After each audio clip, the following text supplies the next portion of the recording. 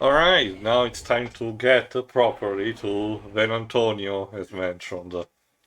It's like Venice, but with acid instead of water. Eh.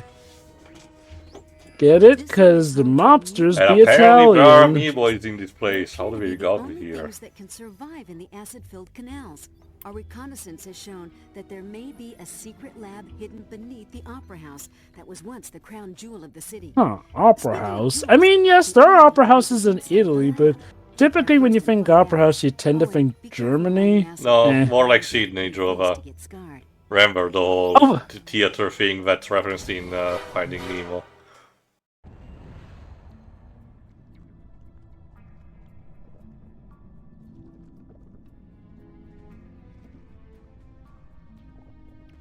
Anyway, the entire don't get too excited about seeing potentially, country parody or anything in any case, because the entire action with Clank is actually spent inside the internal labs. So don't worry, there will be a case of making the this place meaningful afterward, but as far as the main mission is concerned, you're basically stuck indoors in a lab. This is basically. Thankfully, it's not a sewer level. Thank God. Um, I know, it seemed like the setup for one too.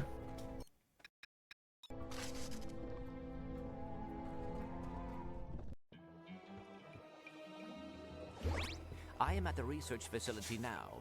Do you have any reconnaissance on this door? The locking mechanisms for this door are the latest in high-tech security.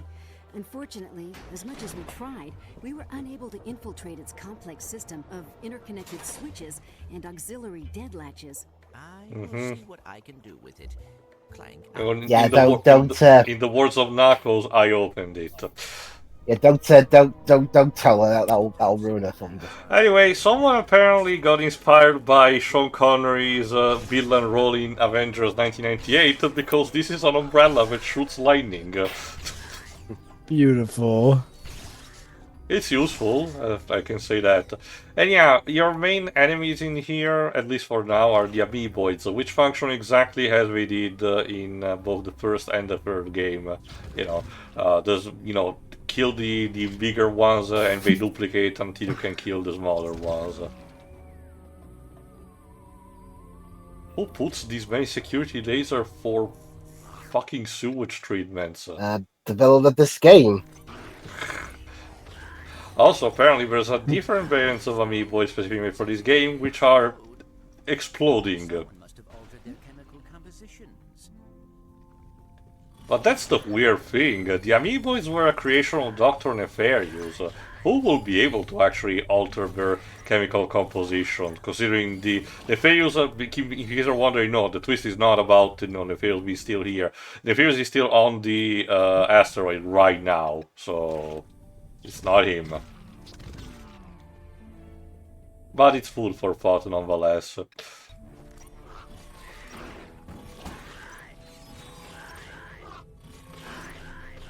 Yeah, again, the ameboids in themselves don't really give you too much trouble. It's just a matter of having to trim away the type of horde that they're having. And with the red ones, if you let them come close to you, they will explode naturally, so you can just bait them out if you want to save ammunition.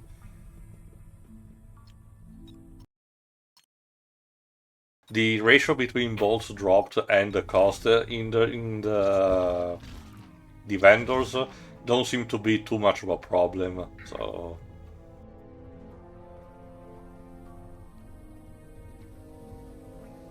yeah, again, that exclamation mark seems to tells you if you're actually being spotted by enemies, but in this case it also alerts you if an enemy is ambushing you from behind or something. So actually it's pretty useful. Mm-hmm.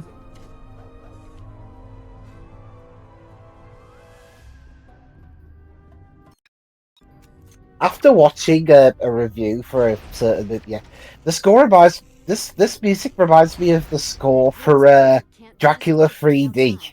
How specific. Yeah, because that score for some reason has like 50 sci-fi overtones. I forgot, isn't Dracula 3D the one set in space? No, it's the one from Dario Argento in Oh, that 2012. Argento. Okay, I haven't seen that yet. That sounds like there's some crazy context behind that name. Especially if, of course, it has to take place in space. Well, no, I don't remember which specific movie is called like that, Jova, but I do remember because there was a review back in the day that I remember watching that review done in my country about this movie, which was still foreign. I don't remember if it was English made or like German or something, but it's basically a plot with Dracula on a space station, basically. It's kind of like Jason X. And hijinks ensue, I guess. I don't remember if it was made by the Asylum or not. What, Dracula 3D? No, the one that I was referencing. I'll need to look it up.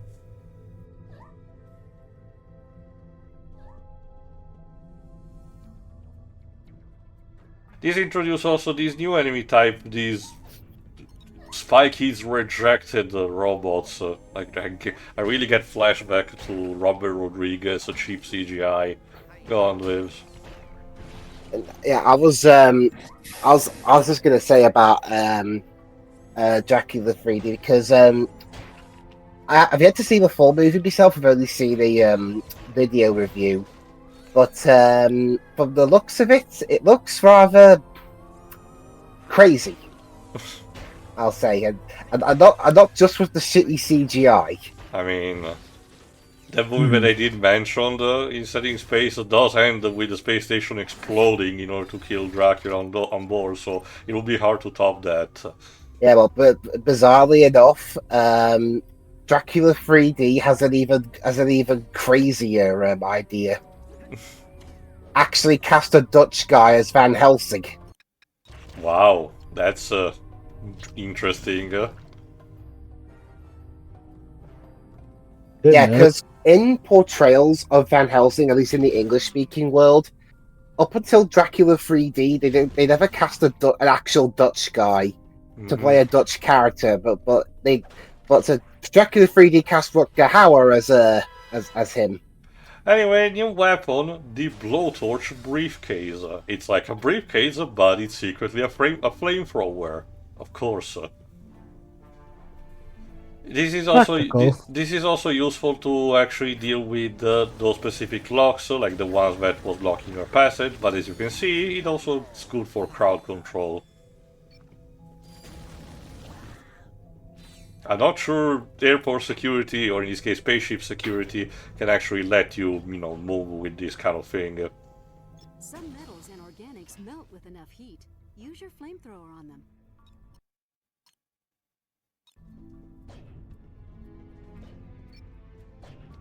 There are still, if I recall correctly, some titanium bolts hidden in these. That's why I was looking for these. Again, these specific containers that you need to bomb are the ones that actually deploy the drones if you get spotted in the stealth section. So it's always a good thing trying to blow them up in order to prevent, even in case. Of course, it's best if you don't even get caught, but you know what I mean.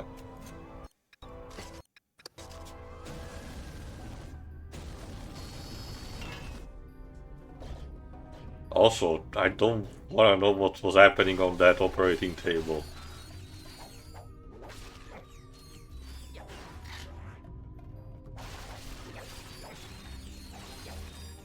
If I recall correctly, this is generally one of the better levels where to farm bolts in challenge mode, because it's not too long and it has enough farming spots for you to actually get this amount of bolts with the times 12 multiplier.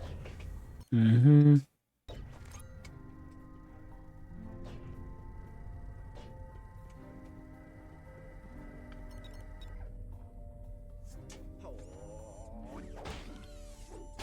I don't even know what that's supposed to be inside, like, what's it called?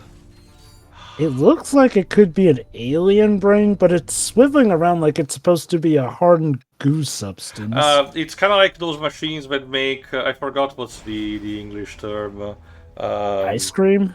Kinda, but something similar to that is cotton candy. Oh, cotton candy! Yeah, I guess maybe that's something like that. Oh, maybe. Oh, actually, it's supposed to be Sludge, I guess, considering the minion description. Good to know.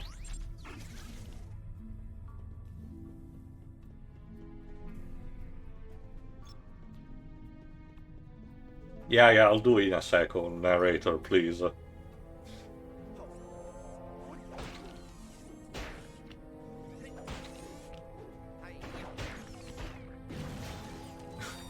I love it because Clank has to recycle a couple of reanimation for some enemy types. In some cases, it doesn't really seem like when he's dealing the last blow in the stealth takedown, he's actually doing that much damage. He's just gently tapping them. Yeah, that's what happens with the drone stations. We just deploy these and you need to properly destroy them if you don't want them to continuously harass you. There you go.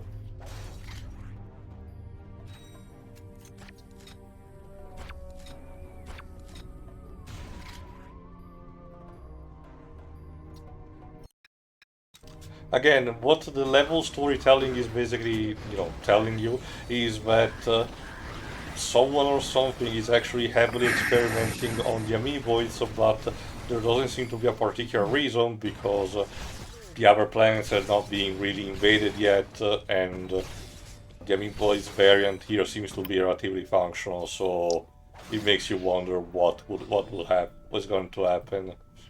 Deeper down the rabbit hole with this mystery.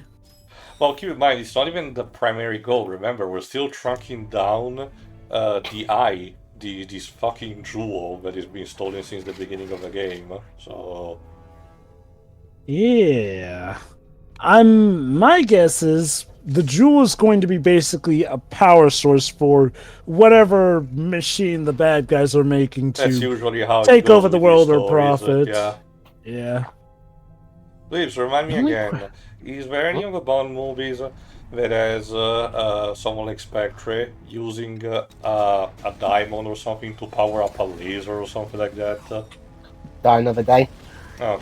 Yep. Oh my god. Ah, Right. yes, Die Another Day. The movie that told me that you can change your appearance in DNA using bone marrow. Yeah, well, that's the thing. Because remember, Die Another Day was the 20th Bond film, and it was released on the 40th anniversary of the film series, and so it tried to cram as many references to the older films as possible. But A, it did it really Poorly. badly, and B, well, they kind of got in the way of the story. What little of it there was. Yeah, pretty much. It's also a You shame know- because it was the only time they had John Cleese as Q, and I argue he was actually not that bad as a replacement. Because I mean, he was R in the previous film as Q's eventual successor. I will say, I do feel a bit sorry for Pierce Brosnan. Like, it seems like he had just a downward trend as Bond. And that wasn't even necessarily his fault. Like, it seems like he had a great start, but then the movies got weaker and weaker. And his last movie is widely considered to be one of the worst Bond films of all time. Like, goddamn. Yeah, it's a shame because I mean, I do enjoy Tomorrow Never Dies, the one that came out after GoldenEye. But The World Is Not Enough is boring, and Die Another Day, it's just the opposite extreme. It's too crazy in my opinion. Yeah, it's too much of a mess. And it was released, if I recall correctly, not too much before we got to the first Born Identity. Which It came out after. It came out after Jason Bourne. Oh, okay. So like a few months after. So between wonder- that and Mission Impossible, the spy thriller genre was kind of being revolutionized, and 007 was felt like a dinosaur that could not be able to stand with the times. Remind me, I know that Daniel Craig was basically a reboot. Was Pierce Brosnan the last Bond before the reboot? Yes. Yeah. Yes. so the continuity- Die Another Day is considered the last of the original continuity. That's how it ends. So, how bad an ending to that I mean, continuity? it's conclusive. No, okay, it's still another case of Bond defeating the villain and scoring with the girl of that movie, Halle Berry, but That's kind of it. It's just a relatively bad note to go on the quality of a product. That reminds me. I know that that's the same continuity with Sean Connery. So, okay, do they treat it like it happened in real time, or does it work on like a sliding time scale sort of thing? Apparently, it's a non-linear timeline. Mm-hmm. So, for all intents and purposes, we can just assume that Bond had been in the game for like over 30 years. Yeah, and also James Bond in that continuity had the power to de-age himself as he saw fit. Like he went from like seriously, in the span of just 2 years, he went from being played by nearly 60-year-old Roger Moore in A View to a Kill to suddenly being early 40s Timothy Dalton in The Living Daylights 2 years later. I'm trying to remember. Is it Roger Moore or Timothy Dalton who's considered the weakest James Bond? George Lazenby. Yeah. Oh, right, I completely forgot about that one. To give you an idea how consistent is that, Jova, my grandma is a huge Bond fan, and even in the early 90s, when I was very little, as she was telling me and my sister a brief version of the stories of 007 movies, she too was basically of this exact opinion about that George Lazenby was considered the weaker Bond until that point. Is it a case where the writing just did him no favors, or is it just like the actor really has no charisma? Put it this way, he does really well in the action scenes, does Lazenby, but in terms of acting, he's a word that comes to my mind is wooden.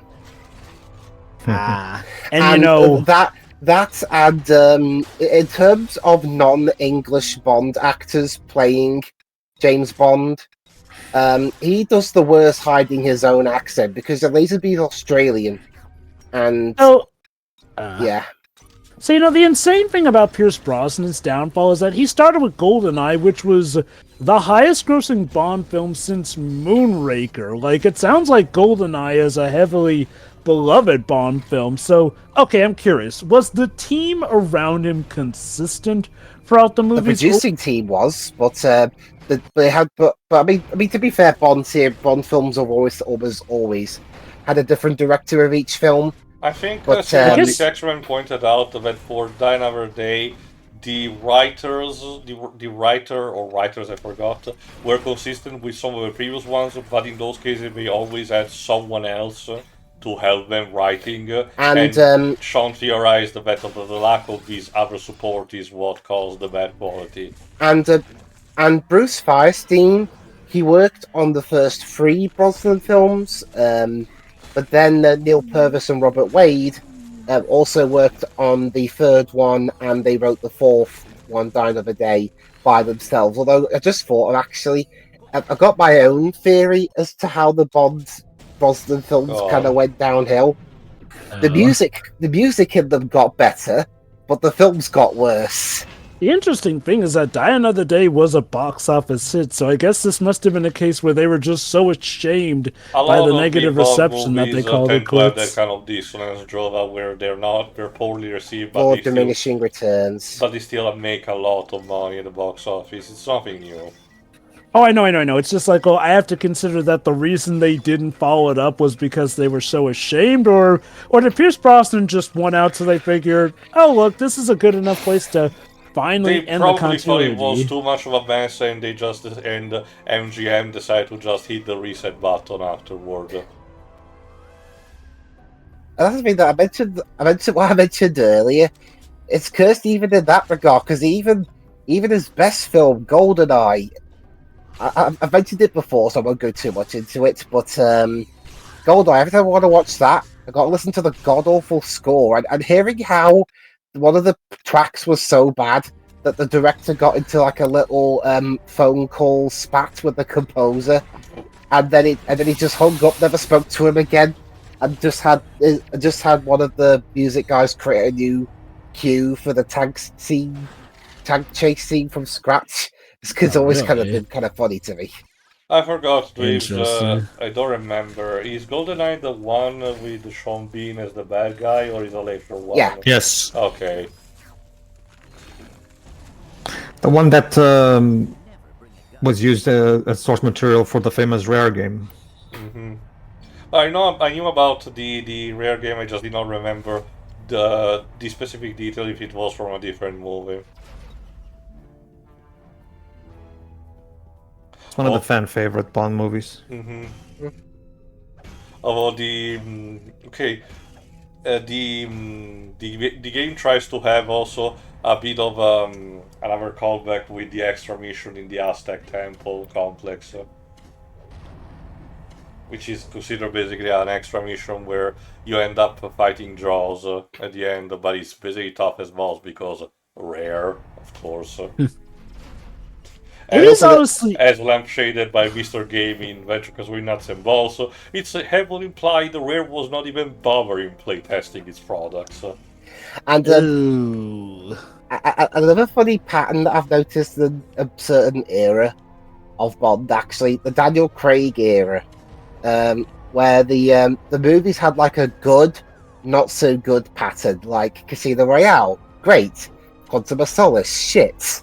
Oh, I've heard some people say Quantum of Solace is apparently the absolute worst of James Bond. Not everyone, but it seems to be one that I hear brought up a lot in the contenders. I will say that, yeah. Yeah, Skyfall, great. Spectre.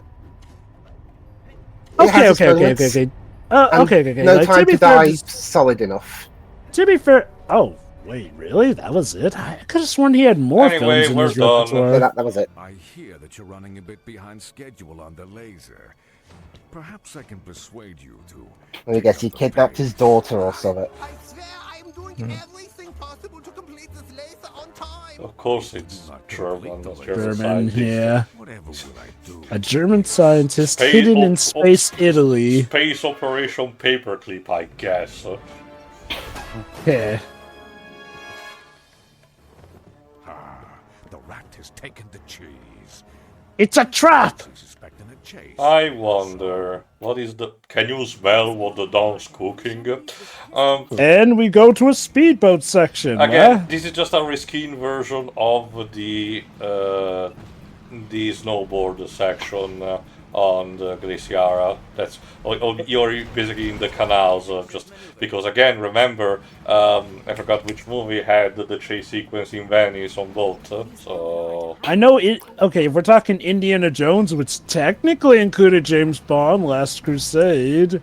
No, it's I forgot which specific movie it does have. Actually, I think it's I forgot. It's if I recall correctly, it is one of the.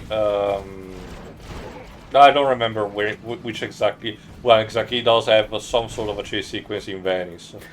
To elaborate a bit more on Quantum, Quantum of Solace is the first film that comes to my mind where I could debunk the whole a bad film being really, really long is always going to be the worst kind, because Quantum, that's like the shortest Bond film. It's only 106 odd minutes. Really? And yet it feels like it takes a bloody eternity because the story is both a jumbled mess and uninteresting, which is bad because it's supposed to be a direct sequel to Casino Royale, unlike a lot of the other Bond films. The characters are there, and the film looks boring. I mean, seriously, there's not really much in the way of, nice looking locations. Who are you? What you want? I am Agent Clank, and I'm rescuing you from the Kingpin. You would be surprised how often scientists are kidnapped. Actually, this is my third time. I'm starting to get used to it. Do you know what the Kingpin wanted? He said he would kill me unless I created. I love it. This guy is literally typecast as a scientist hostage. It's just used to it at this Why point. is it always about money? By the way, the laser's ready to go. I was just stalling because I thought he would kill me when I finished. Once I put the kibosh on his plans at the foundry, he will not be hurting anyone. Thanks for the rescue. Auf Wiedersehen. Wait, you can just teleport out like that? I guess you can. Oh, why didn't you do Alright, that so earlier? now it's time for easily the highlight of the game. Let's see what Qwark is up to. Oh, this ought to be fun. fortune. Like the fortune the people of this city gave me to save their little burg. Save it from what? Sorry, I can't tell you. You can't tell me. Nope. Oh I no. can sing it to you. Oh, Please enjoy. I'll tell you. In song. Let me tell you how it all went down. I was hired to save this little town. They were needing someone of great might. So for a fee, I put up a big fight. Here's the first verse, how I saved everyone from being food for the clam dudes. They were trying to sink the city. I jumped in to save the day. I swam right under it and plugged the leak with just my left butt cheek. I turned the tables on the giant clams, cracking their heads with fists of lead. They were no match for my rugged brawn, and my wit as sharp as steel. And now the townsfolk know oysters taste nice with just a little spice. So yeah, here's how it works. Every act, Qwark sings about how he heroically saved Venantonio, and you have to act accordingly, and you have to make sure that the sales are high enough. You cannot die in this section, it's just there for you to have fun, basically. And you have to complete the objective, in this case having the cardboard cuddle Qwark, the left butt cheek, go, as the league said, to go plug the hole that the clams were causing. So we're implying that not only did he save this world, but he did it while on a theater stage, and it's that a caused retelling, ticket Drova. sales to boom. Oh yeah, obviously, but it was Anyway, retelling. second act. Long, long ago, some sea lemurs had been flushed down the loo, along with poo. They made sewers of the town their home, plotting revenge on the city. They felt the time was ripe to stage their coup, but I knew what to do. Using my wit, I thought of a great plan. Get them all jobs like average slobs. They were not too keen on my idea, so they pulled tridents on me. I aimed my giant gun and mowed them down. That's how I saved the town. In case you're wondering, when Qwark says giant gun, he means that. I can tell you because I can easily say that I have to give props to my country because they, despite actually having to deal with rhyming and a song, they managed to make a translation of this song that is fairly accurate without having to change too much, like say your average Disney song in an animated movie. So props to them actually making it. I got did they exactly. get- Third did they- act. Next thing you know, some aliens attack. Little green guys filling the skies. Citizens got scared and ran away, but I told them not to fear. I'll use my laser eyes to shoot them down and save your little town. It wasn't long until they all were dead. Alien meat littered the street. Actually, it was quite a mess. Innards everywhere you look. I guess in retrospect, I probably should refund half my fee. And although I do wonder what conflict of interest is there for the ameboids to see, well, having them be not very flatteringly represented on stage. Hey, Yeah, I Bruce. love how this implies that they're actually paying money to see the show. Yes, Yeah. Pedro. I know exactly what they're trying to capture with this. They're trying to capture Robin Beelan's magic with the Great Mighty Pooh. Probably, if I had to guess. Again, and also props to both G Ward for actually managing to sing pretty well, I will say. And I don't know, his singing is great, it's just that the song itself. obviously, again, you can tell it was done by the game's writers and not anyone professional. But also props to David Bergeron for actually managing to do a synth version of Bizet's Carmen because that is basically what they're doing. They're recycling, you know, opera music for this, just, you know, in the game sound font. In case you're wondering, like I said, you cannot die. The two skill points that you can acquire here, if you manage to not get hit once, it's possible, and to have the sails go high enough to a certain, you know, point. It's treated basically as a mini game for. It's kind of like a victory run for intents and purposes. Fourth act.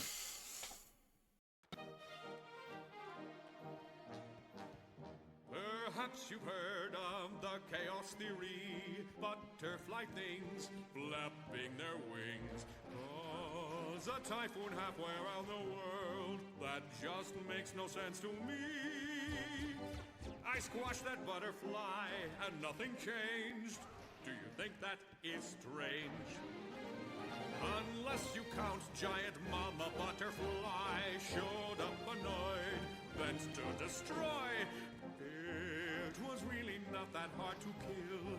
I just ripped apart its wings. So next time it should think before it acts. That's not theory, it's fact. So, yeah, Qwark's solution to the contrasting chaos theory is to kill all of the butterflies. Sure. Again, it is peak Qwark moment. Another skill point and trophy for this version you can get is to bounce on 3 different enemies and it's labeled 1-up.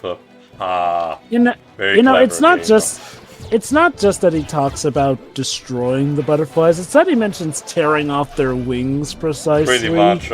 Also, clever stuff. The giant mother butterfly enemy recycled the same moveset from the Technomite ship from the previous game. Work smarter, not harder. He's just been using special effects like Roman candles. Go on.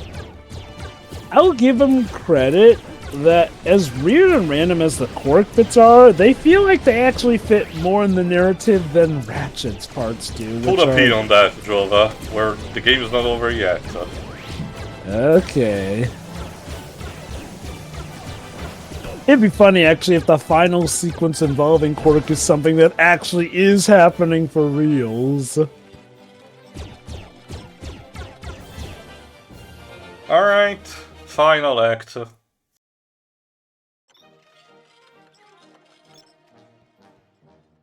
from the depths there came an ocean god, horrific beast, wanting a feast.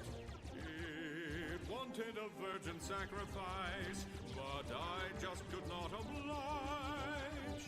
I am not one to boast, but let's just say I kissed a girl one day. So I decided to turn on the charm, flirt with the god, flexing my quad.